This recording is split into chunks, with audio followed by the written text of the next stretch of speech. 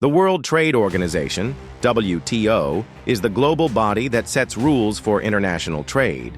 It ensures that trade flows smoothly, fairly, and predictably among nations by reducing tariffs, resolving disputes, and promoting free trade principles. Before the WTO, countries operated under the General Agreement on Tariffs and Trade, GATT, a temporary system created to regulate global trade after World War II.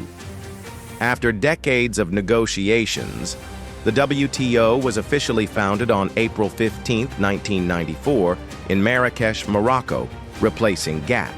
It expanded global trade rules beyond goods to include services, intellectual property, and dispute resolution mechanisms. While the WTO played a crucial role in global economic growth, it now faces serious challenges, including trade wars, protectionism, and disputes over its effectiveness in resolving conflicts. The rise of regional trade agreements, FTAs, and political shifts have also weakened its influence. Why is the WTO losing its power? Why is global trade changing so fast? Why are countries turning away from the World Trade Organization, the WTO? Why does this matter to all of us? Welcome to Infiniwhy, where we dive into the biggest why questions shaping our world. Today, we're tackling a major issue. Why is the WTO's power fading, and what does it mean for the world economy?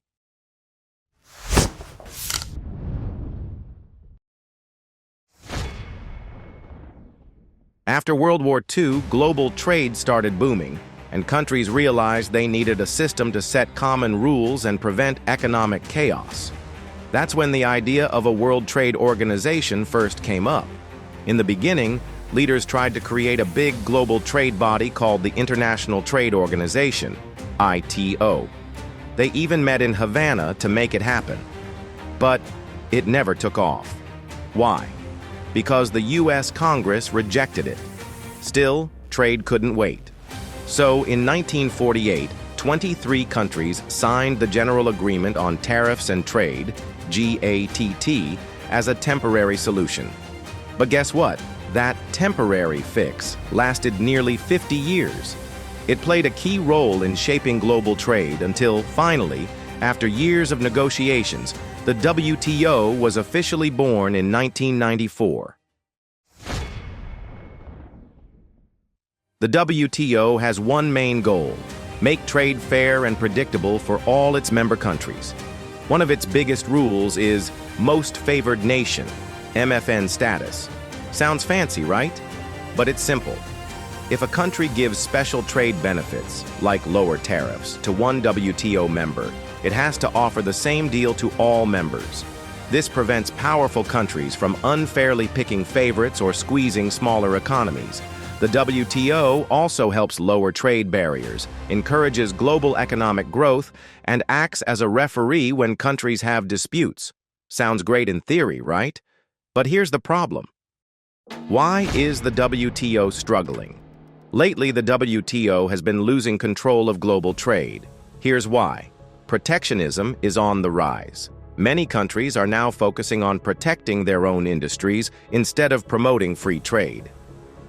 Events like COVID-19, the war in Ukraine, and rising inflation have made governments rethink how much they rely on global trade. Countries are making their own trade deals. Instead of following WTO rules, countries are signing regional trade agreements, FTAs. These deals allow them to trade with fewer restrictions, but also weaken the WTO's influence. The WTO can't enforce its own rules. Its dispute system is broken. The U.S. blocked the appointment of new judges to the WTO's appellate body. So now, when countries lose a trade case, they just appeal indefinitely. That means no real consequences, and the WTO's rulings don't matter anymore. Still not convinced? Let's look at some real cases. Indonesia versus the EU. Indonesia banned nickel exports to force companies to set up local factories. The EU sued them at the WTO and won. But Indonesia? They just ignored the ruling and kept the ban. India versus the US. India gave massive subsidies to its steel and pharmaceutical industries. The US took them to the WTO and won. But guess what?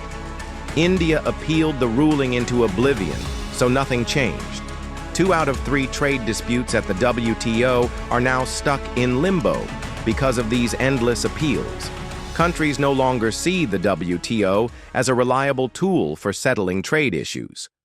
So, what's next for global trade? With the WTO losing its grip, countries are shifting towards smaller trade groups and self-protection strategies. Some experts even fear we're heading back to the chaotic trade environment of the 1930s and 40s, when protectionism made the Great Depression even worse and helped trigger World War II. If the WTO completely collapses, we could see more trade wars, a rise in economic nationalism, less global cooperation, and more uncertainty. Final thoughts. Can the WTO bounce back? Right now, the WTO is at a crossroads. If it can reform and fix its broken dispute system, it still has a chance to remain relevant.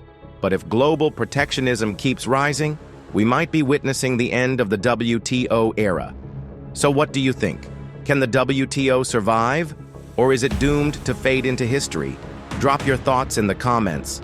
And don't forget, trade affects all of us, whether we realize it or not.